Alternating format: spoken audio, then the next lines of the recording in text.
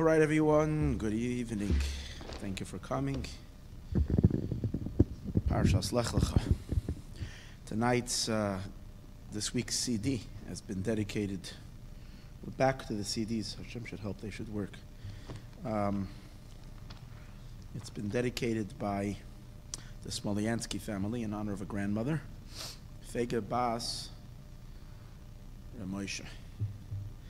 May her neshama have a super aliyah to the greatest of heights. May she channel lots of brachas to the Smolyansky family for all that they need and all that they want.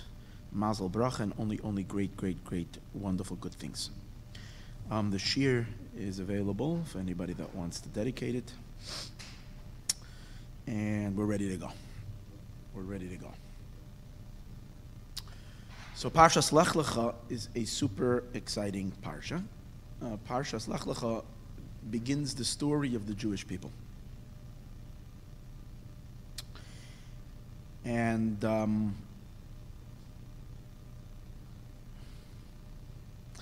if we're serious people, we always want tachlis. Tachlis meaning get down to business. What's it really all about? You know, if you have a meeting with someone, so if they're not that busy of a person, they have a lot of time in their life, they can sit and chat and talk. If you meet with an important CEO, a person important, he always wants, so get down, what's the tachlis? So when it comes to Yiddishkeit, we also want to know, what's the tachlis? If this is the story, here's where we begin a narration of the story of the Jewish people and all the mitzvahs. To a certain degree, the Torah begins in Parshas Lecha, because everything in Parshas Bereshis Noach is just introduction. Now we get down to the first Jew, Avram Avinu, and then later the rest of the Torah is instructions for the Jewish people of how to live our lives in this world. But what's the tachlis? So we know what's the tachlis. What's the tachlis of the Jew? What's the tachlis of the Jew? Tachlis of the Jew is to bring God into the world. That's what we're all about. Our being, when we say tachlis, what's the purpose? So we have to clarify. In essence, the Jewish person, the Jew doesn't need a purpose because we don't have a beginning and we don't have an end. Our existence is absolute because the neshama is peace of God from above. And you can't ask what's God's purpose. God doesn't exist for a purpose. He just is. He is Izzyism. He is beingness. And that too is a definition. We can't even say that on him. He just is. Because we have no better word. He just is absolute. The Jewish soul, being part of God, also exists with an absolute existence. When we're talking about purpose, we mean what's the purpose of the Jewish people down here? What are we doing in the world? That there is a purpose. So what's the purpose? The purpose is to introduce God to the world, to bring Hashem into the world. And that's our entire story. From the very onset of Avram Avinu to the very end, the mission, the purpose, the reason we're here is to infuse the creation with the light, and not just the light, but the presence and the being of the Creator. That's the purpose. That purpose will be realized by the coming of Mashiach. So what's the purpose? What's the tachlis? The tachlis is Mashiach. Mashiach is the sum totality. It's the end game. It's the end result. It's the realization of everything of Jewish history. From the very beginning to the very end, it's all about to bring about. Because Mashiach means Mashiach means the anointed one. But Mashiach is a time of the redemption, the final redemption, brought about through the anointed one, through Mashiach Tzidkenu. But and what is the redemption? What is the content of redemption? The content of redemption means more than ridding the world from pain and sorrow and ignorance and tears. When Mashiach will come, all that will be gone. There won't be any hunger anymore. There won't be any illness anymore. There won't be any suffering anymore. There won't be any tears anymore. The pasuk says, "Umach Hashem dima me'al kol panim," that God will erase every last tear. So all that will be gone. But Mashiach is more. Mashiach redeems the world from every constriction and from its very existence as a limited, finite entity. The redemption of Mashiach is to redeem the world from its finitude. Because when Mashiach comes, we finally achieve a fusion of the world with the Eibishter, where God and his creation are fused together. Once the creation is now unified and completely one with Hashem, so the infinity of God, the eternity of God, then is translated into the creation. And then the creation stops being finite, limited, it becomes limitless. And that's the redemption. And that's what we're talking about, this fusion. So if that's the purpose of, that's the tachlis of Judaism, the tachlis. So always the tachlis, the very end, is always sensed in the beginning. The rule, we say it every Friday night in davening, soif ma'aseh b'machshava tchila. The end of ma'aseh, the end of action, b'machshava tchila, meaning the last and final completion, is what was at the thought, at the very, very beginning of the thought process at the beginning. So or another expression is not tchilasan b'soifan v'soifan b'tchilasan, which is an expression of Sefer Yetzirah. The beginning is wedged in the end, and the end is wedged in the beginning. There's always a connection between what's at the very, very, very beginning and what's at the very, very end. Which means that in the middle, in the midst of the process, you don't always sense neither the beginning or the end. But at the beginning, you sense the end, and at the end, you sense the beginning, because the two of them are rooted one in each other. So if now Parshas Lecha begins the story of the Jewish people, and the end story is the last and final generation, and not just the last and final generation, but the transition into Mashiach's ultimate redemption. So that must be right at the beginning and at the start. It's okay. It must be right there at the beginning and at the start of Parshas Lech. So where do we find? So we have to say that right over here at Parshas, right when you start learning Parshas Lech Lecha, boom, or bam rather, boom and bam are good. Boom, bam, Mashiach is here. Where do we have Mashiach? Right at the beginning of Lech Lecha. So right away. So if you remember 3 years ago, we see Mashiach immediately at the beginning of the story, the beginning of the journey. In that immediately we have a tag along. Lot comes along with Avram. And Lot is one mysterious being that doesn't seem to be needed over here in this entire story, and yet he's tagging along with Avram. So we had then discussed, because Lot is the ancestor of Mashiach. Because Lot later is going to, he's going to have relations with his daughters, and his daughters are going to give birth to the two sons of Ammon and Moab. And Ammon and Moab and Rus, King David HaMelech's grandmother, she's a Moabite convert. And she comes direct ancestry from Lot. So you see that on the first journey, when Hashem tells Avram, Lech Lecha, begin your journey to the land that I will show you. Begin your journey as a Jew. Take your first step as a Jew. Avram doesn't take that first step until he takes along Mashiach along with him. It's really awesome. Showing how pivotal, how essential Mashiach is to the whole story. How it accompanies the story. As the story of Judaism unfolds, in the background, as a backdrop, is Mashiach unfolding. So we discussed that a few years ago. You can listen to those classes. 2 classes, Lech Lecha Vayera, part 1 and part 2 was called Tag Along Soul. It's really fascinating stuff. It's on the website. But today I'm going to stop. Let's find Mashiach elsewhere, in the very name of the parsha. The parsha's name is Parshas Lech Lecha. Lech Lecha. And Lech Lecha gets us excited. Oh, it's Parshas Lech Lecha. Noach, we know, is a little bit of a dark parsha. Lech Lecha is a happy parsha. So Lech Lecha is Moshiach. How is Lech Lecha the redemption? The up-and-coming redemption? Or better than that, the current redemption? How is Lech Lecha the redemption? So the sages tell us that whenever you see double letters in the Torah, you should know it's all related to redemption. What are the double letters in the Torah?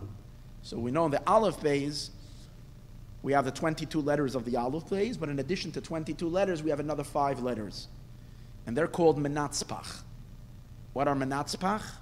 Mem, Nun, Tzadik, Pei, and Chaf. These are the 5 letters that are double digits in the letters.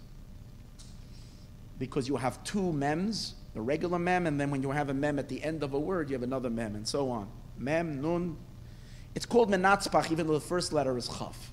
For some reason, the way we say it is Mem, Nun, Tzadik, Pei, Chaf. Chaf is at the end. Fine. Maybe Chaf is at the end based on what we said before, because the beginning is wedged at the end. So Chaf is the first. And the Medrash says whenever you have these double letters, they indicate redemption.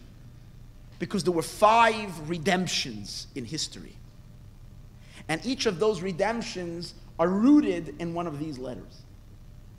Avram Avinu was the first one. Abraham, Avram, he had his redemption. Yitzchak had a redemption. And Yaakov had a redemption. For these 3 giants, Avram, Yitzchak, and Yaakov, to be our patriarchs, the father of the Jewish people, each of them needed to be redeemed. We'll soon see what that means, but a redemption. And then 2 redemptions for the children. When we went out of Mitzrayim, that's the 4th redemption, and the 5th redemption, again, the last 2. One when we went out of Egypt, our first redemption, and then our final redemption through Mashiach Tzidkenu. That's the 5th redemption. And the power for these redemptions are in these 5 letters. The end letters. The double letters. So then the Medrash explains, Chaf, Avram Avinu was redeemed with a Chaf. Lech Lecha. So even though there's 2 lameds here too, but the lamed is the same lamed, it's not a different lamed. Meaning there's no 2 kinds of lamed, it's only one kind of lamed. Lech Lecha. Even though you can ask the question, when you look at Lech Lecha, it's also the same. It's in the way Lech Lecha is spelled over here, they're both the end chafs. But in Lech Lecha, yeah, you're right, it's both the end chafs, but they're both the second letter. It's in Lamed, there's no double letter. Lamed doesn't exist as a double letter. Chaf exists as a double letter. So in Lech Lecha, it's not one regular chaf and one end chaf. They're both the end chafs, but it's the second letter. It's the doubling of the chaf that you have, and that's Avram Avinu was redeemed with the power with the power of the chaf. That's the letter chaf from Menatzpach, from those 5 letters, is what brought Avram Avinu redemption. The Mem brought Yitzchak redemption. He says to Avimelech, says to him, Lech mimenu ki atzamta ma'od. Leave me because you've become very powerful. Atzamta ma'od is double Mem. In the word atzamta ma'od, even though the Mem is not at the beginning of the word, for some reason the Medrash says you can sense the Mems over there emphasized. Atzamta ma'od, Mem. Yaakov Avinu, it says, Hatzileni na, please God save me. And you have the Nuns. Yaakov Avinu was redeemed through the letter Nun. Nun, Hatzileni na. And then finally, we have the Jewish people, whose redemption comes from the letter Pei, when we went out of Egypt. Pakoid pakadati. Remember. So we know the secret of the redemption was coming from Pakoid Pakadati, which is the double Pei. And finally, the coming of Mashiach is going to be the energy of the ultimate redemption is through the letter Tzadik, as it says, Tzemach tzamachti, I've sprouted forth a plant. So you have the Tzadik. So these are the 5 letters and the 5 redemptions. So we begin with Avram Avinu, whose redemption is with the Chaf. This is the first redemption that the creation has. In what sense is Avram Avinu redeemed? What's his redemption? The redemption of Avram Avinu is that from this point and onward, he isn't functioning as a human being, he's functioning as a godly being. At this point is where the godly power of his neshama was activated. Until now, even though Avram is mentioned in last week's parsha, Avram Avinu is a sublime, refined, beautiful human being, devoted and dedicated to God, but he still remains a human being. At Lecha, Hashem redeems him from the definitions of the human condition, from the limitations of the human condition. And he activates Avram Avinu's godly soul, and now Avram Avinu is acting as a godly being enclosed in a human being. And as a result of that, all of his actions are infinite. His activities might look like small actions, but they're channeling. They have an infinite force behind it because they're divine. And we, Avram Avinu's grandchildren, as Jews, have that power from our grandfather. So and every day, so you look at, okay, what does that mean? That means in your daily activities, everyone over here, all of us, we do things just in our regular day that we look at as just whatever, small little things. What you do today, I don't know, nothing special. You did a lot of things special. When you daven Shmona Esrei, if you daven today, then you channeled infinite light. Every time you said, Baruch Ata Hashem, Baruch, let it open a flow of Ata, you, Hashem itself, Yud-Ke, Vav-Ke, you're talking about a channel, and no other being, nobody else in the world can do it.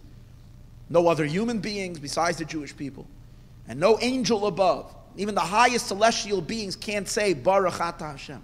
They can't turn on the faucet and cause a flow of godly light. If you gave tzedakah today, you activated through your physical arm, you activated God's hand through your hand in the tzedakah that you gave. Doesn't make a difference how much it was. It could have been a penny to tzedakah. And a great philanthropist that's not Jewish could have given $1 billion for tzedakah. His act remains a human act, and your act is a godly act. Enclosed in that penny that's given to tzedakah is flowing an infinite kindness into the cosmos. How is that possible? Because God redeemed your grandfather Avram, our grandfather Avram, from the limitations of the finiteness. And he hooked us up to being channels and conduits of God to the world. And that's Lecha. And that's also the meaning of Lecha. Go for yourself. Go out of all the limitations. Even the limitations as explained in the Chassidic masters. Ma'artzacha means your desires. Ma'ladetcha means your emotions. Beis avicha means your intelligence. I am lifting you up to a place infinitely beyond human intelligence, human desire, even if it's beautiful desire, even if it's the most refined, elevated emotions, beautiful love, but they're human. I'm lifting you up totally beyond that. You're becoming an ambassador, you're becoming an actualizer of me, of God in the world. Lech Lecha. So that's the redemption. That's the redemption that the Eibishter, Hashem, redeems Avram Avinu. And what is it, and again, how is it, with which letter? By the double chaf. Because all redemptions come through a chaf. All redemptions come through the double letters. The first redemption came through the letter chaf from the Menatzpach. What's the significance of the double letters? And why are the double letters so powerful? Why do the double letters bring about redemption? So if you remember a couple of months ago, Parshas Nachamu, we had a class, and we spoke about the double Nachamu, Nachamu Ami. Be comforted, my people. So it says it's Nechama b'kiflayim. Hashem says, I am comforting you with a double comfort. The power of the double is because double really means that whatever you have it again. The concept of double doesn't mean twice. The concept of double means you thought it's finished, no, it repeats itself again. And then how many times? It goes on and on and on and on and on because it's infinite. So twice, that's what we find.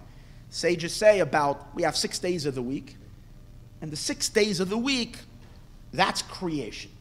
Creation is based on the number 6, the 6 directions, 6 days of the week.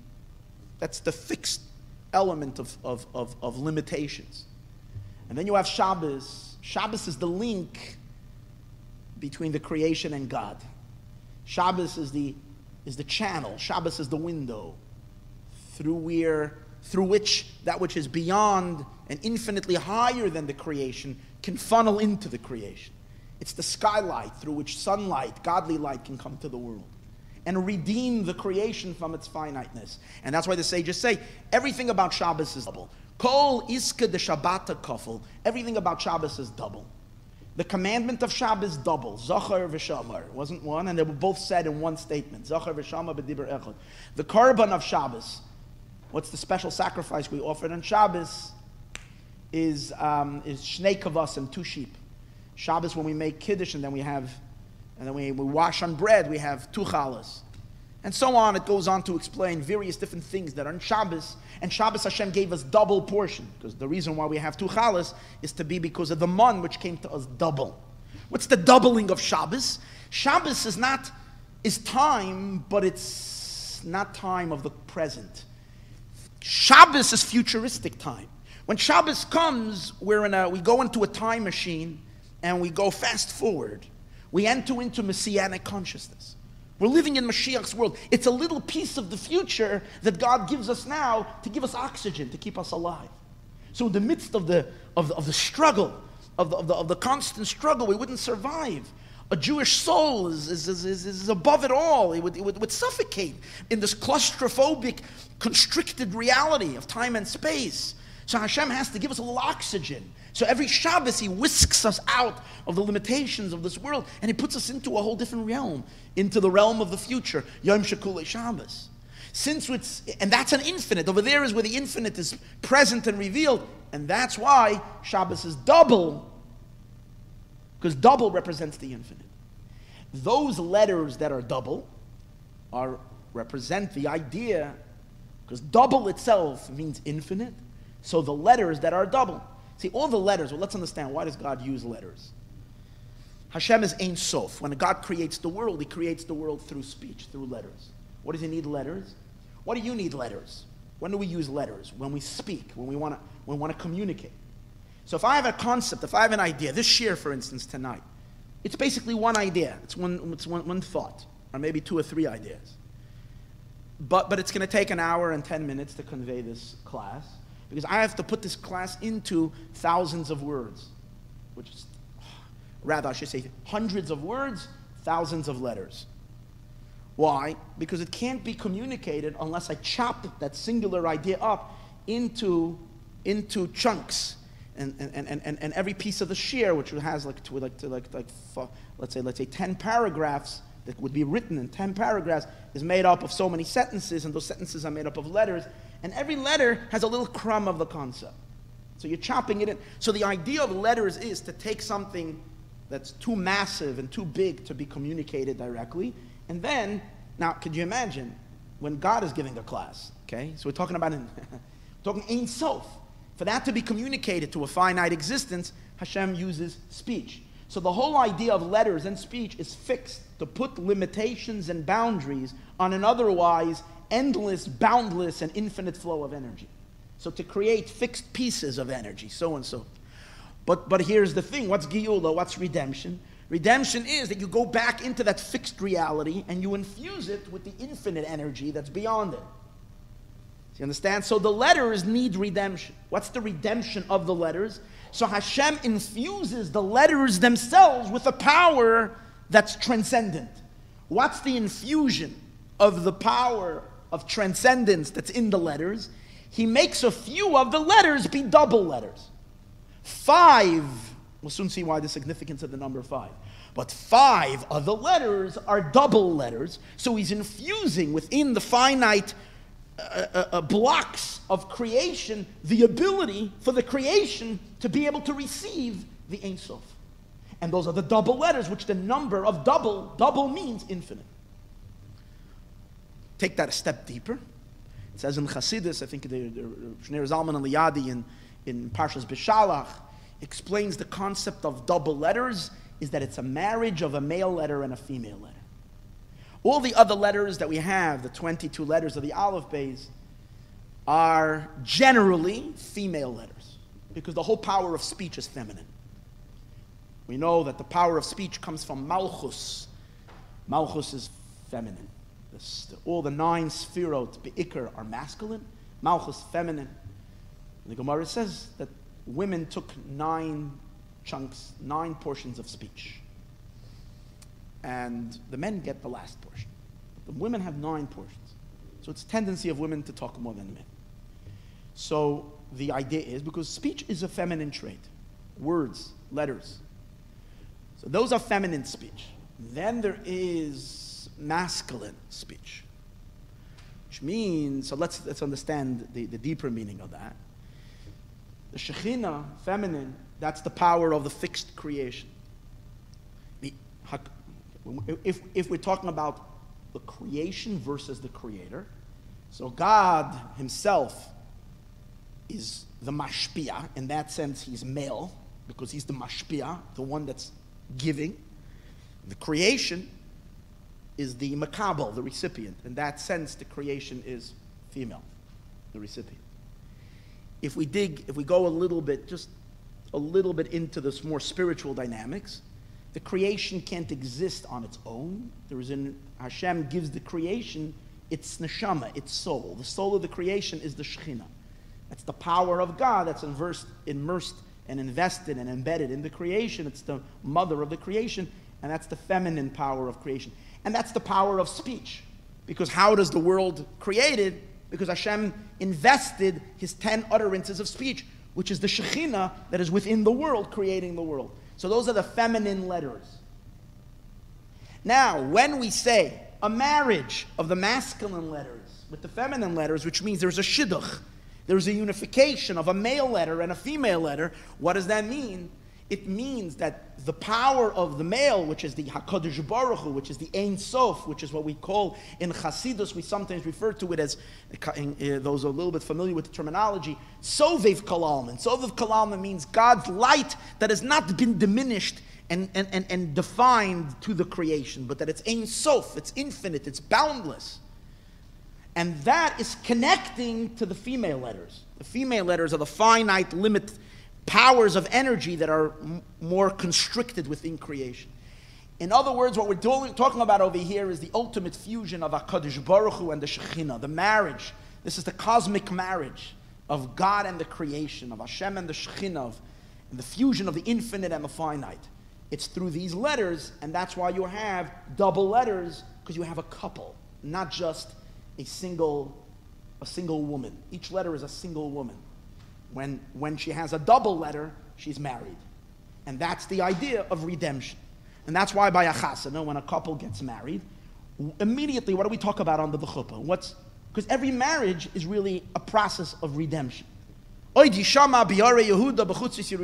talking about that? A couple are getting married.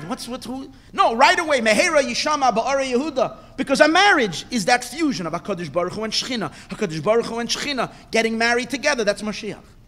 It's the fusion of the infinite and the finite. And that's the double letters. And where does it appear the first time? Lech Lecha. So Parshas Lech Lecha really means the Parsha of Mashiach.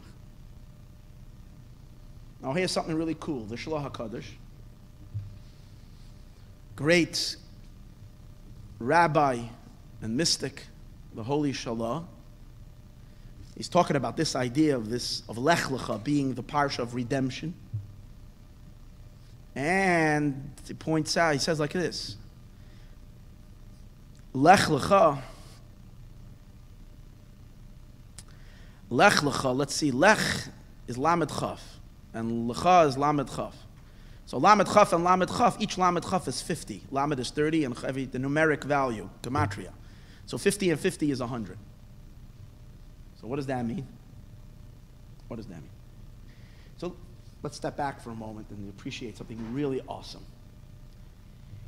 What is Hashem? In the simple, let's descend back down to earth, outside of this Kabbalistic talk. Now on the very simple level, because you know the Torah, even though it has deep mystical secrets, it's one Torah. The spiritual and the physical have to harmonize and fuse.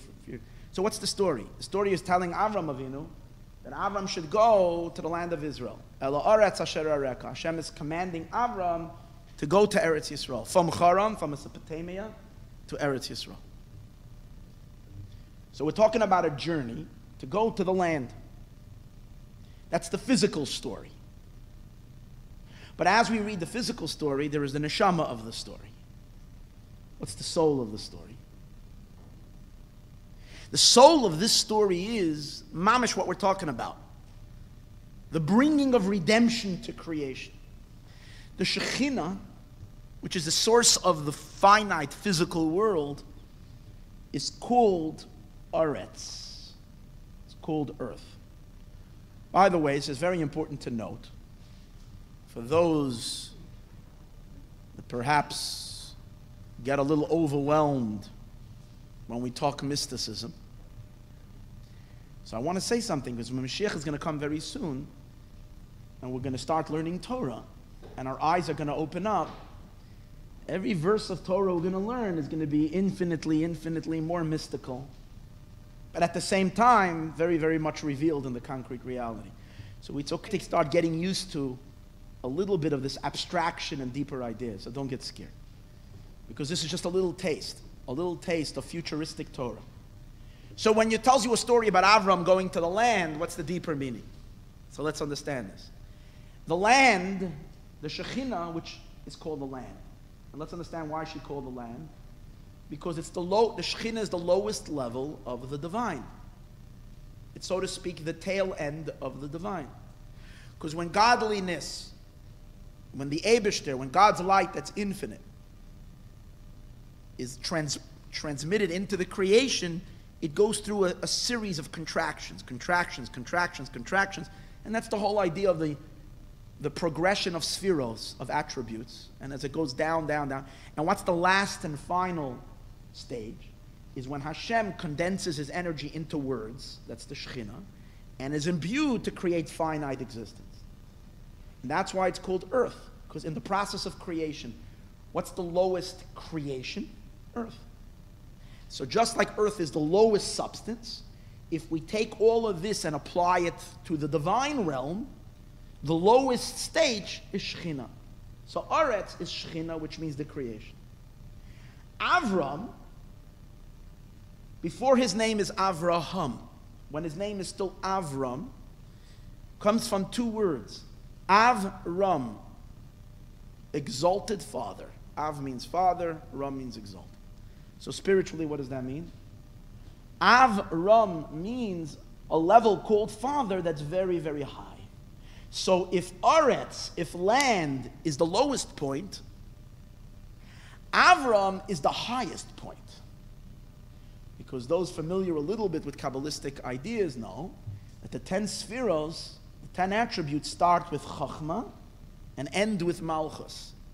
10 spheros is the progression of 10 levels where God descends lower and lower. The first one is Chachma. Chachma, wisdom, that's one with the Ein Sof. It touches the Ein Sof. So in Chachma is like a vessel to contain the infinite. Malchus is just but a tiny little crumb of a crumb of Chachma. All the way at the bottom. And Chachma is infinitely higher than Malchus. Chachma is called Father. In Chachma itself, there's many levels of Chachma. The highest peak of Chachma is called Exalted Father. Avram, Exalted Father. So what does Hashem say? Hashem says to Avram Avinu, the highest point that connects to the Ein Sof, literally, don't stay up here. Don't be secluded. Don't be an introvert. Don't stay within yourself. Go out and bring your light lower and lower and lower and lower This is the progression. Descend from the various supernal, sublime levels of Ein Sof light and bring your light down where? Ela Aretz, to the earth, to the Shechina, Asher Areka. Shine your light down into Malchus, into the Shechina. Now let's later translate that. What does that mean? Ultimately means bring your spiritual, godly wisdom and light up the planet, light up the world. Spiritually, it means light up Malchus. But that too is translated. What does that mean? That means light up the streets of Hollywood. Light up the world. Light up the streets of the entire world with godly consciousness, with godly enlightenment. Don't remain secluded in a little shul in Meisharim and serve your God up there. That's what you want to do. The first commandment, Avram, you're such a tzaddik, you're so exalted, you're so high, but don't stay secluded. Shine your light out. Bring it ela aretz, to the land. Bring it to the Shekhinah. Okay, so that happens with Avram. That's 3,500 years ago. What does it mean to me and you? Hashem tells our neshama every day. As soon as you're at the twilight zone, when your eyes are waking up, you're saying, Moidani lefanecha. You open your eyes and you say, Moidani. Hashem tells your exalted godly soul, don't stay hidden on top, above, private, sublime, above the consciousness of this body. Don't stay. Lech Lecha, Ela Aretz. Go fill this physical, earthy body with godly illumination. How? Lech Lecha is Gematria 100. So the Shlach Kodesh says, say 100 blessings today. Every day we're supposed to say 100 blessings. And every time we say 100 blessings, every time we say a blessing, we're infusing another dimension of our existence and another dimension of the cosmos with godly light into, ultimately, into our bodies, into our physical body, which is the Shekhinah. Shine that light downward. Shine it, fill the world with the light. That's the meaning of to each and every one. Lech Lecha. That's the same journey. Ela Aretz to Malchus. How do we do that? Hashem speaks to our neshama and tells our soul, Lech Lecha, leave and shine down. And Baruch Ata, every blessing is a flow of energy. And all the blessings we make are about material, physical things. So every time you're about to do something physical and earthy, think about it. Every time you're about to do something physical and earthy that has zero significance to the greater existence, and basically its significance is only for the moment of right now and here, right? You're going to eat a pretzel.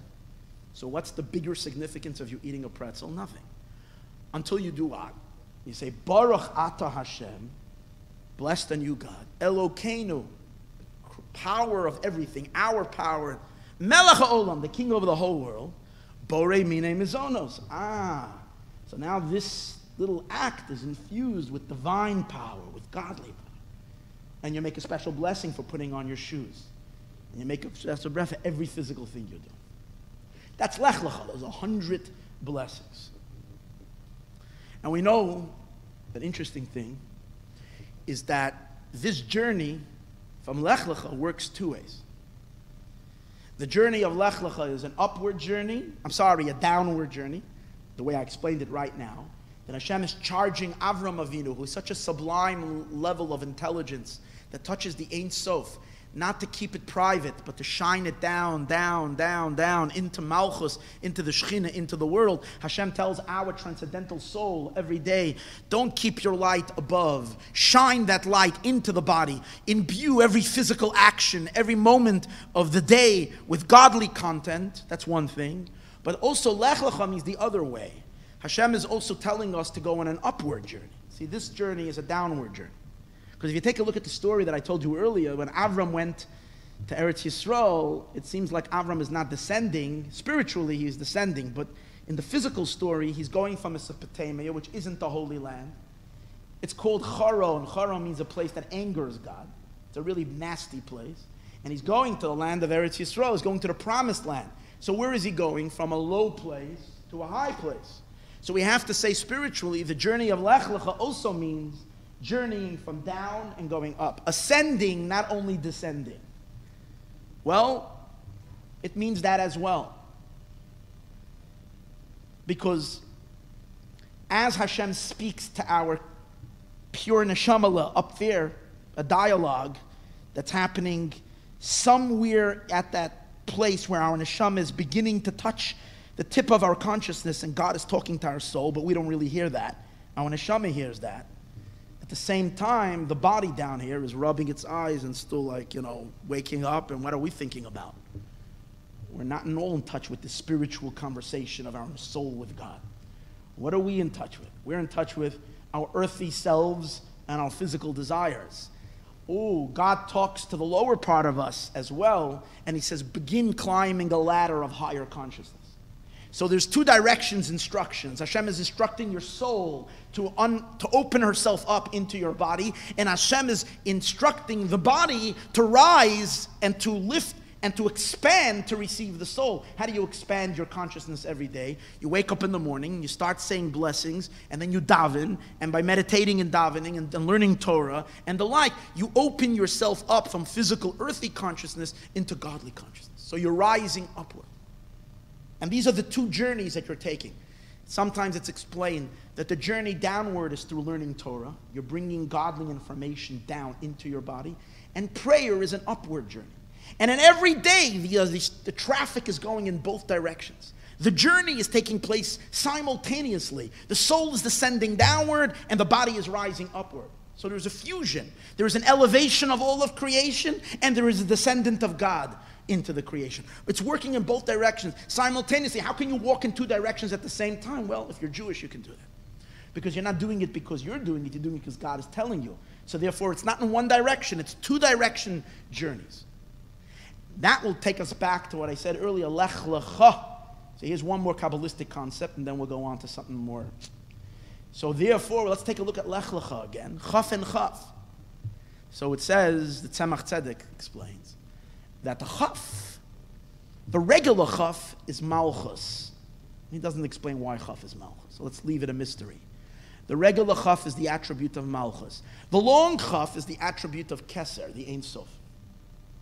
So the secret of the two Chafs is that Malchus, from the very, very, very bottom, the Shekhinah from the very bottom, rises higher and higher and higher and higher and higher and rises all the way up into Keser.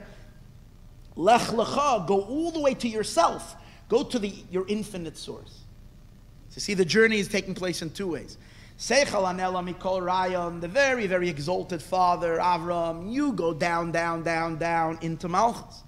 Then Hashem instructs the Shekhinah Malchus, you rise up, up, up from the lower Chaf into the longer Chaf, which means that Malchus should rise into Keser, which is what Mashiach is. Because when Mashiach comes, it says about Melech HaMashiach, about King Mashiach. The Pasuk describes 5 levels of greatness. Yarim, Venisa, Vegava, Ma'oid. And I skipped one. I forgot already what one. And in quoting the Pasuk, I missed one. It says 5 Lashonos. The elevation. This elevation of Malchus higher and higher and higher and higher happens on Yom Kippur. What do we do on Yom Kippur? How many prayers do we daven on Yom Kippur? 5 prayers. So it says that Dafka on Yom Kippur, the greatest of all days, we reach the peak of elevation. The Shekhinah rises 5 levels. Nefesh, Ruach, Neshama, Chai, Yechida, all the way up into Keser. And that's the double journey. 100 blessings that we spoke about is a downward flow. And the Chaf from Malchus rising up into Keser is an upward elevation. And these two things happen simultaneously and unified together. So if that's the case, wow. If there's so much in this little Lech Lech over here, so much Mashiach, so there has to be in the parasha also some Mashiach content. So what's Mashiach content this week in the parasha? So to appreciate this and to understand this, let's take the subject totally out of what we were talking about and change the subject completely, and we'll bring it right back. Okay? Tonight is a very special night on the Jewish calendar. Tonight is the 7th day of Cheshvan. 7th day of Cheshvan for most people goes unnoticed, but it is significant halachically. What's the halachic significance of the 7th day of Cheshvan? Is that in the land of Israel tonight they changed the davening in the blessing Baruch Aleinu. We start asking for rain. Over here in the diaspora, we don't ask for rain until December 4th or December 5th, because we follow the Babylonian custom. In Babylonia, which modern day Iraq, Iraq has a lot of rivers. There was enough water supply. They didn't need water for the irrigation of their fields till quite later in the winter. The land of Israel is very, very dependent on water and very dependent on rainwater. It's a very thirsty country. So immediately at the beginning of the winter, we want rain. So Cheshvan is the rain season. Right after Rosh Hashanah, Cheshvan is the time. Now October, November is when they need rain in Israel. That's when you plant, sow the fields. We must have rain. So that's why they start asking rain in Eretz Yisrael on the 7th of Cheshvan. Why wait till the 7th of Cheshvan? Why not start in the beginning of Cheshvan? So the Talmud says the reason we wait till the 7th of Cheshvan is because there are Jews that are making their way home from the tri-yearly pilgrimage. 3 times a year, you didn't have to go to Eretz Yisrael, to Yerushalayim. So Sukkot, which we just had, and now these Jews are making their way home. Now we're talking about the days before there was the modern day transportation. It took people a long time to go home. Most people traveled by foot. Those living at the very farthest points of Israel, in Eretz Yisrael, farthest points of Yerushalayim is the farthest point north. Because we learned this week in the Parsha that Avram Avinu, when he was going to Yerushalayim, was going south. Yerushalayim is closer in the southern portion of Israel.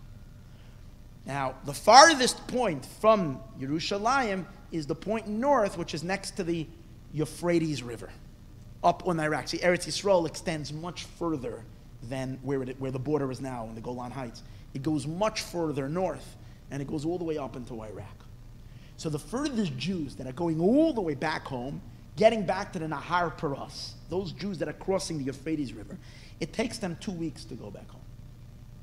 And therefore, we don't ask for rain until the 7th of Cheshvan, because we expect that on the 6th of Cheshvan, there might still be a few Jews, maybe 5 or 4 or 3 or 2 or 1.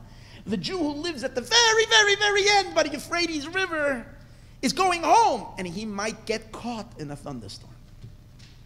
And we don't want this poor guy to get wet. So therefore, we don't start asking for rain until we know that the last Jew had enough time to get back home. Which is, if you think about this halacha, is astounding. Because when we're talking about rain, we're talking about a serious necessity. Rain is life. In the land of Israel, rain translates into food. Food for who? For all of the Jewish people. Talking about back then, and today's days, Baruch Hashem also, most of the Jews are already living in Israel. But now it's a little more than half. But then, we're talking about most. 90% of the Jews, or 80% of the Jews lived in Israel. Then there were some Jews living out. And in order for them to survive, they survive. And again, we're dealing with, especially in those days, the whole import-export situation was not like it is today. So literally, if it doesn't rain and there's a drought, we're talking about serious threat of starvation. And the window for rain is not too big in Israel. It's Cheshvan, Kislev. That's when you get your rains. It's the rainy season. And that's when it needs to rain. Sadly, there are years that the rain doesn't come, and it's very, very big problems. We take a look at Masechtas Tainus. There's a whole tractate, Masechta, that deals with the horrors if there's no rain. How the Beis Din decreed fasts, and 3 fasts, and another 3 fasts, and up to 13 fasts is decreed on the community. Serious fast. And these are, some of them, the last 10 of them are like Yom Kippur fast. You're now allowed to do all the stuff you do on Yom Kippur, and you fast already the night. It's a 24-hour fast. Serious business. Because we really need the rain. There's no kidding around. We need rain. We badly, badly, badly need rain in the land of Israel. Now, what's the problem? And the clock is ticking. Cheshvan started, and every moment, this is the window for rain is open now for the next 8 weeks or so, and it doesn't rain constantly. We hope a storm will come in. Everybody looks up to the sky, waiting for the clouds to come. Hundreds of thousands of farmers across the land are looking for the rain clouds. But don't make a peep. Don't make a peep. Don't even whisper a prayer for rain. No rain. Why? Most Jews are home already. Most Jews are home. 90, 95, 97, 98. Maybe 10 Jews are still walking. By the time it gets to the 6th day of Cheshvan, you maybe have 2 Jews. And even those Jews, you're not even sure if they came this year. You don't know if everybody comes. Sometimes certain people are exempt from being Oil Regel. But every year, it's not like we have to first survey if the Yidden who lived, if the guy sends a letter to the Beis and please, I'm coming, make sure they don't ask for the rain. That's not what happens. Every year, they don't let anybody, no one is allowed to daven for rain. And what's going to happen? It's like the guy is guna, he's going to get wet. The guy is going to get wet and uncomfortable. And because he's going to be, and for how long? This last day of his walk. He's going to get wet. And what's the benefit? Again, that's the downside. Let him bring a good raincoat and good boots and finished. That's the downside. The benefit is all of Israel are waiting for that rain for their livelihood, not for some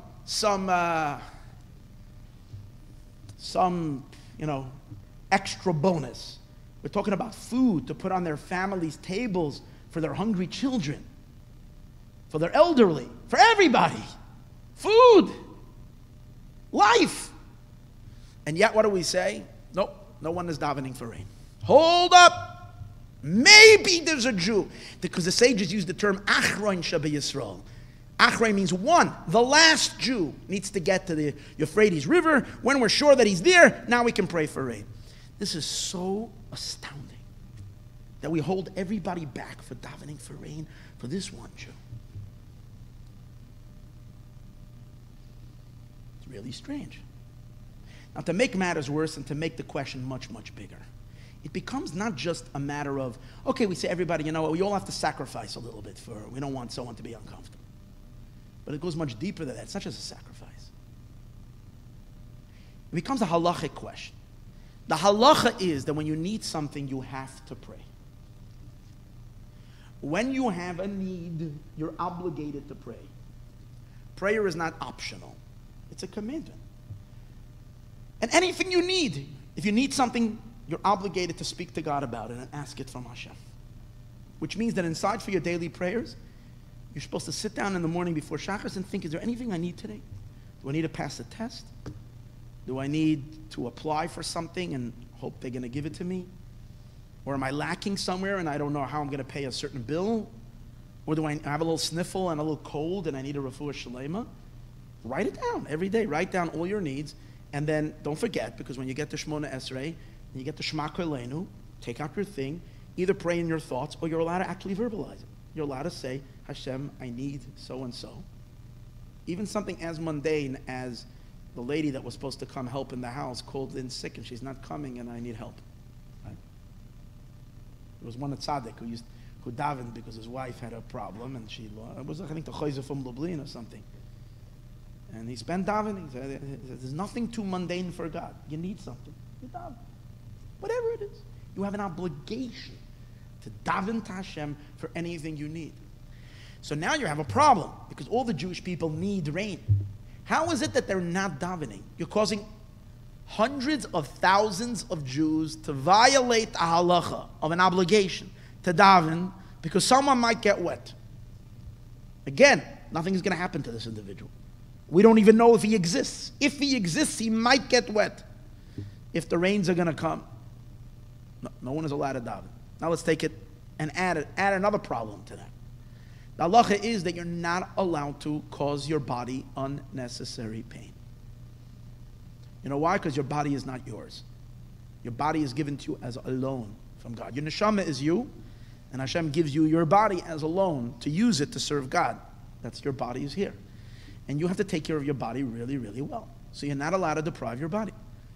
Even just to hold back from your body food that the body needs, not that the body wants. The body wants to eat all day. That's not necessarily what is you need to give your body. But talking about if the body needs food and you deprive your body, it's a prohibition.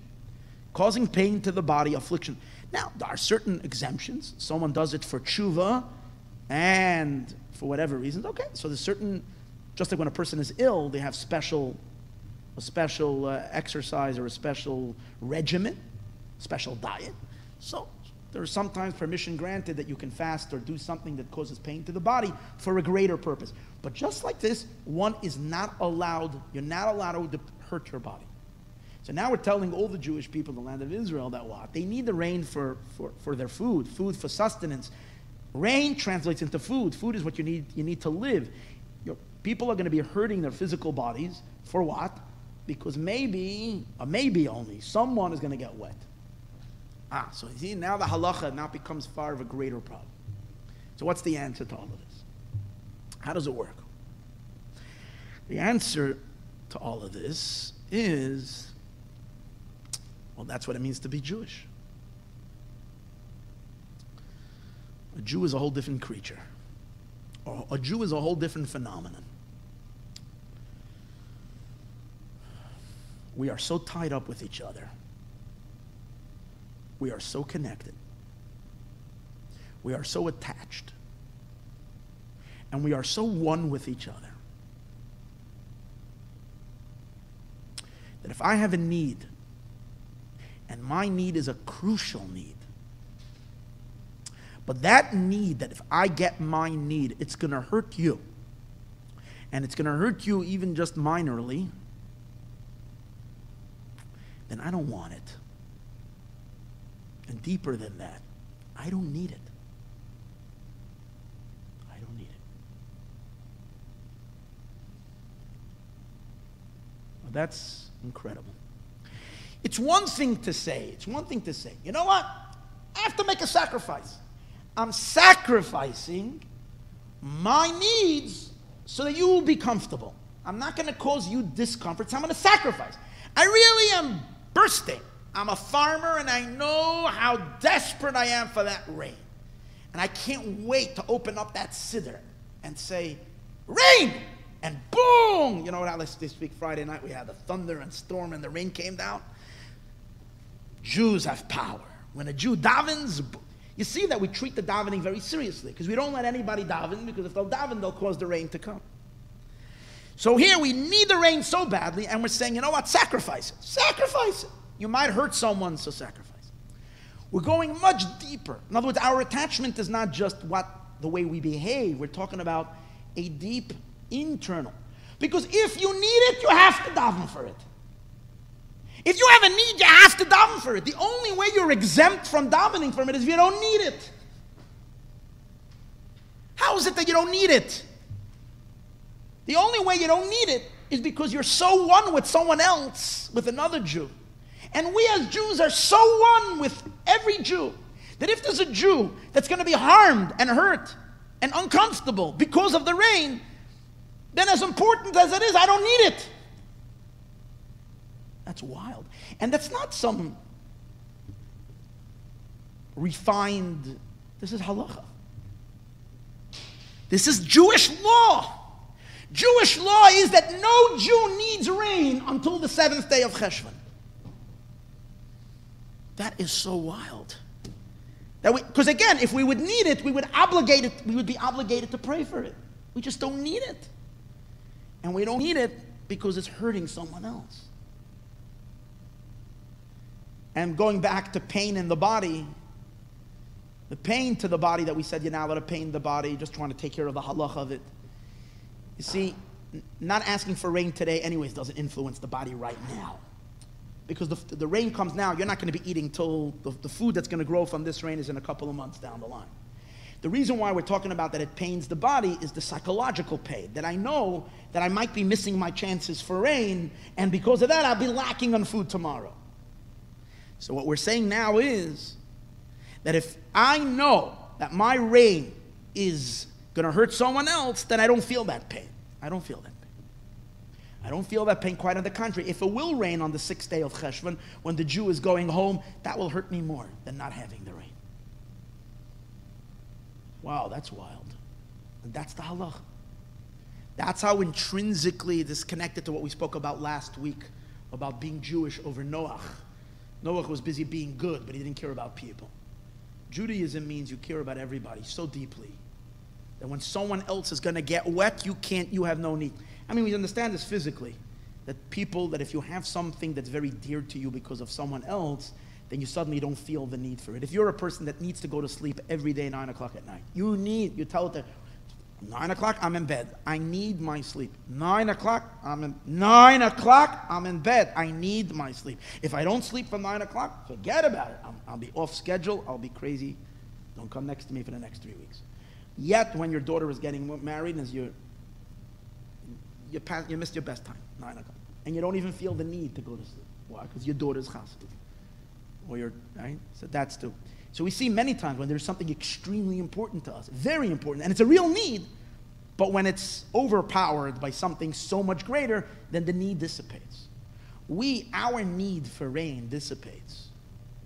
We don't have any need for something that's life-giving when it's going to hurt someone. That's the unity of the Jewish people. What in the world does this have to do with anything we spoke about before? About Moshiach. So watch how this all comes together. See? Avram Avinu, with his whole Lecha, with his whole power of redemption, comes into Eretz Yisrael, and what is he doing? He's building altars. What happens? He builds altars. If you follow Avram Avinu, you see that he built 3 altars. As soon as he came into Eretz Yisrael, then he built another altar, and finally he builds his 3rd altar after Mizbeach, after he comes back from Mitzrayim, and he builds it in the city called Hebron. That's where Avram builds his 3rd Mizbeach. Now, building altars that the Torah tells us that Avram did, we have to realize is what? Building altars is very, very, very crucial to the whole life story of Avram Avinu. Why? Because building a Mizbeach represents your general service to Hashem. In Yiddishkeit, we know there is Torah, there is Gemilas Chasadim, there is mitzvahs, and there is something called avoda. Avoda means worship. And what's worship? Today's days we do it through prayer. When we don't have prayer, how do we do it? Or what was the real way of doing it? Through sacrifice. So offering korbanos represents the general worship of a person, of a Jew to God. We're talking about the first Jew worshiping Hashem, and he offers and he builds 3 altars. His last one, where was it done? In the city of Hebron. What's the significance of the city of Hebron? Hebron was Hebron. Fine. We know later that Avram is going to be buried in Hebron. And Sarah is going to be... And we know Hebron is a very special place. Very holy place. But the Zohar says something very amazing.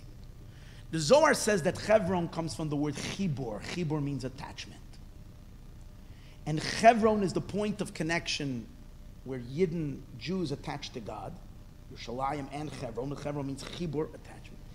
And Hebron is the idea of Kol Yisrael Chaverim, that all the Jewish people are unified and attached to each other. Hebron, the very definition of Hebron means attached. Avram's Mizbeach being in Hebron means Avram's 3rd Mizbeach. Let's build it together. If Mizbeach means worship, 3 Mizbeach means, what does 3 Mizbeachs mean? Acceleration in worship. Avram begins first as an amateur servant, and then he works his way up higher to a higher service, and finally Avram reaches the peak of his service, which is Hebron. You see, he actually dies in Hebron. Now the truth is, the Torah is going to tell us a much longer story of Avram. But a Mizbeach is the last Mizbeach. Besides the one that he built for Yitzchak and Hara Maria, but that's not called one of his Mizbeachs. The Mizbeachs that Avram Avinu built are these 3 Mizbeachs. So Avram's peak of his service is the Mizbeach that he builds in Hebron. What does Hebron mean? Attachment. Avram's Mizbeach, which, now we are all descendants of Avram, so we're all emulating Avram Avinu. And our service, our worship has to be built on what? What's the foundation of Jewish service to Hashem? Is when our service is not individual. When our service is Hebron. The service of a Jew is a service that has the Jew feel his unification, his attachment to every single Jew. If you're doing your own thing and there's no care and there's no sense, I don't mean you, I mean myself or all of us. If we're doing our own thing, chas v'shalom, and we're not in a state of chevron, of an attachment to all Jewish people in our service, then there is the whole soul of our Yiddishkeit is missing. Chevron. But what's the power behind that?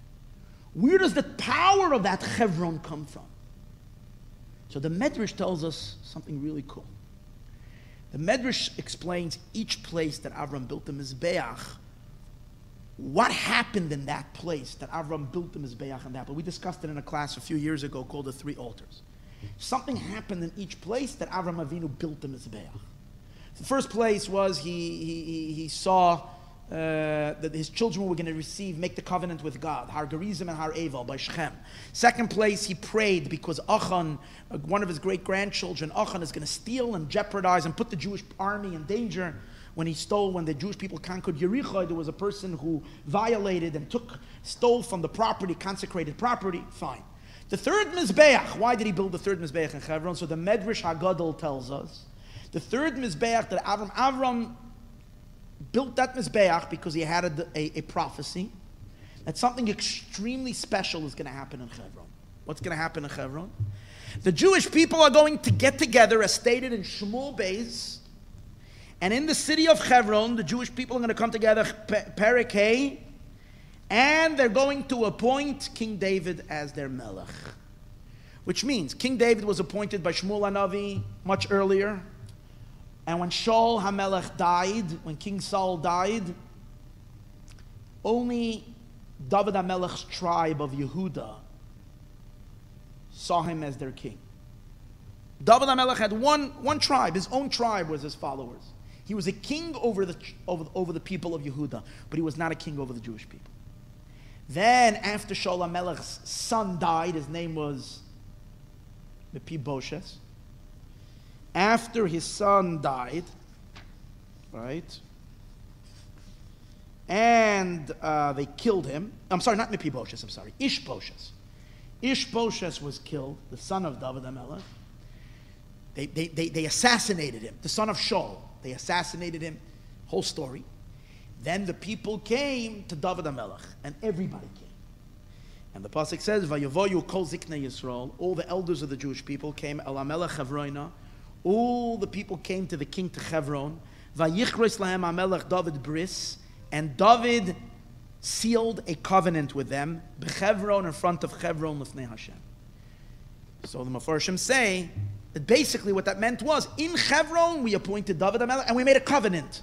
And Avram Avinu, when he built his Mizbeach, was building his Mizbeach to thank God and to attach himself to that event of the crowning of David HaMelech as the king of the Jewish people. Now all these things that I'm talking about are not disconnected. They're all connected. What does Hebron mean? Hebron means attachment. For all the Jewish people to be absolutely, singularly attached, such oneness, and it's hinted to in the day that we're standing in today, which is the day of Zion Cheshvan, which always comes out the week of Parshas Lech Lecha. In other words, for that oneness, for our worship of Hashem, not to be, God forbid, an exercise of self-indulgence, of people serving there for their own personal benefits, but rather of one of all-inclusiveness and in oneness and achdus and perfect unity. Such unity that my prayers change from my needs because I can't pray, because if it's going to hurt you, even just a little level of discomfort and only on a maybe, I don't even feel a need to daven for something. That's how deeply unified we are. How do we feel such unity? How do we get such unity? We get some unity from Avram Avinu, who's the first Jew. And he's the singular point where we all connect. But Avram Avinu is a singular point where we're one before we become a nation. How do we connect and remain one even after we're a nation? And the answer is, that's the job of the king. The Melech Yisroel, the king of the Jewish people, he is the heart of the Jewish people. And what does the heart do? The Rambam says, HaMelech Lev Yisroel. He's the heart of the Jewish people. And what does the heart do? What does the heart do? The heart pumps blood into all the limbs. Same blood. The same blood runs through all the limbs, so all the limbs and all the organs are living with one life. It's not separate limbs. The toes are not disconnected from the nose. The toes and the nose and all the other limbs in between are all unified because they all share one blood. And who gives them that blood? One pumping heart. The pumping heart of the Jewish people are the king. Rambam says the point of a melech is lekabetz esa'am, to unify the people into one entity. Who is the king of the Jewish people for all eternity? David melech Yisroel chai v'kayam. Who is the ultimate king who's going to bring this unity to its fullest expression? Mashiach ben David, who is the one who's the ultimate unifier of all the Jewish people. In truth, Mashiach is the glue, or rather much deeper than the glue, the lifeblood of all the Jewish people from Avraham Avinu till the very last Jew, who's going to hear the shofar shel Mashiach, hopefully all of us, any moment, we're going to see the Geula, all connected with one blood flow. Who's that? That's Mashiach Tzidkenu. So when Avraham Avinu is offering his Mizbeach, he's building his Mizbeach, means his highest levels of service. What's in his mind? In his mind is the crowning of David HaMelech as Melech Yisroel, which is where in Hebron. Why does it happen in Hebron? Because the job of the king is the chibur of all the Jewish people to each other, and through that the chibur of the Jewish people to God. That means that Avram's entire avodah was to bring Mashiach. That's in his mind. That's his peak. That's his last Mizbeach. And what does it say to all of us? The two keys, the two things that are necessary. Here we are. We're standing Parshas Lecha in the year 5779. We've seen incredible things happening in the last couple of years. Mashiach's advance in the world in the last 2 years is spectacular. Unbelievable. To think about the condition, the way things were 2 years ago, and the way things are now regarding Israel, regarding Yerushalayim Eir HaKodesh, regarding the Iranian deal, regarding so many things. We're standing in, but who anybody sees, you can see and sense the powerful war that's going on, the powerful fight to stop the redemption. But it's happening. Tremendous advances. And here's the thing, because we don't have a Navi, because we don't have someone who can tell us clearly, most people are like, we're so like, we don't know. So we get excited. When Yerushalayim was announced, we got excited. When Rabashkin was freed, suddenly we got excited. When the Iranian deal was thwarted and broken, we got excited. But then the nature of people is we kind of like, oh.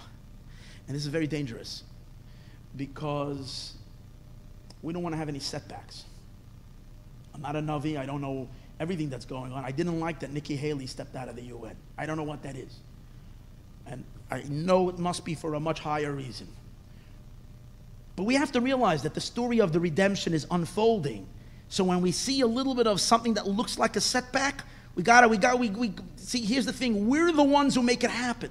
Our emunah, our intense belief, and our emunah, and our drive towards Mashiach makes it happen. And when we get a little cold, or we get a little lax, here is the idea. Avraham Avinu builds his Mizbeach, and the Mizbeach that Avraham Avinu built is in Hebron. The one story in Jewish history that Avraham Avinu was thinking about when he builds his last Mizbeach, which by the way, it's the third Mizbeach, so it corresponds to the third Mizbeach, first Beis HaMikdash, second Beis HaMikdash, third Beis HaMikdash. But who's at the center of it all? Mashiach Tzidkenu. Malchus Beis David. Because without Malchus Beis David, we don't have anything. This is just showing us and expressing to us how deeply and how strongly our two things, our attachment to each other needs to be, our sensitivity and our caring about each other, and focusing all that energy to the source of our oneness, to the nucleus of the Jewish soul and the Jewish spirit, beginning with Avraham Avinu, culminating, it's through David HaMelech, through the neshama of David HaMelech. David HaMelech doesn't perish. David HaMelech lives on forever. Not in Olam Haba, because all tzaddikim live in Olam Haba. Down in this world, David HaMelech is alive somehow, even though we don't see him. David Melech Yisroel Chai V'Kayam is alive, and he leads us right towards the person that culminates and brings everything and reveals our oneness on a level that is never ever seen before, and that's Mashiach Tzidkenu. So, to conclude, in Tehillim it says like this, in Yalkut in Tehillim, the Chidah brings this. The Chidah says that if there's one thing that can bring the redemption, it's the waiting and the hoping and the non-stop longing for Mashiach. He says, when the nusach of the bracha we say in davening is as tzemach David avdo mehera tatzmiach, let the sprout of David HaMelech sprout forth. The karanoi Torah and his horn should be raised. That means his crown should be lifted. And we say, Ki lishuascha kivinu kol hayom, because we're waiting for you. So the Chida asks the question, what does that mean, a reason? Because we're waiting. Are we worthy for the redemption? The redemption will come. If we're not worthy for the redemption will not come. So the Chida says, no, that's not true. He says, even if we're not worthy for the redemption, but just the reward for waiting and anticipating and hoping for the redemption, that itself makes the Jewish people worthy. And the same thing says the Radak. The Radak says that the thousands of people who died, the last Radak in Shmuel, you can check it up, Shmuel Beis, the last Radak. He says all the thousands of Jews who passed away in the days of David HaMelech, they passed away only because they did not demand the Beis HaMikdash. They never had a Beis HaMikdash, but because they weren't waiting and with breathless anticipation for the Beis HaMikdash, that's why God was so upset that the people died.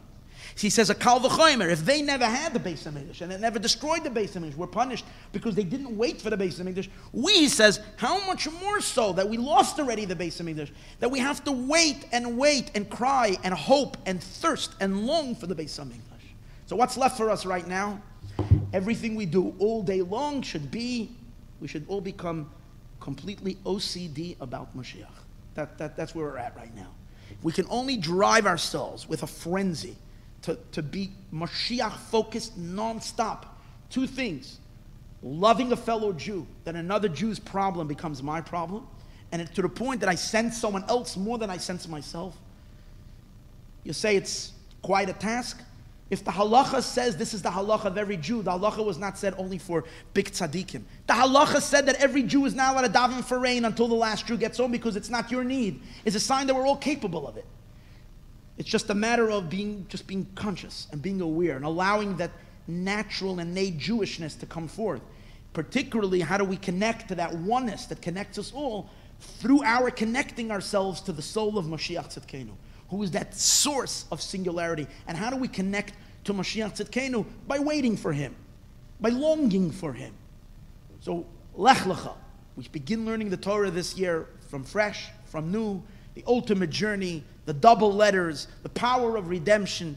But we need to become mindful of it. And the more mindful we become about it, the more the miracles are going to happen in the world. Because it's mentioned many times, is without a shadow of a doubt, the redemption process is in full swing. It's just that it can move very quickly or it can slow down. And it goes along with us. The more dedicated, the more Mashiach-driven we are, it picks up enormous speed. Then when we get distracted and everybody starts getting back into whatever it is, it could be very important things, but if it's not Mashiach, then what happens is, then the whole process slows down. And slowing down on the process is not good. It's not good. We're already long overdue. We need to make it happen. To make it happen, we got to go for it. We got to go for it with all of our heart and soul. It shouldn't be a day that we don't think about Mashiach and don't pray outside of davening. Take a kapitel Tehillim once a day. Say, I'm giving tzedakah now, and I am praying that Mashiach should come now. That in mind, we're going to make it happen. And we're going to make it happen.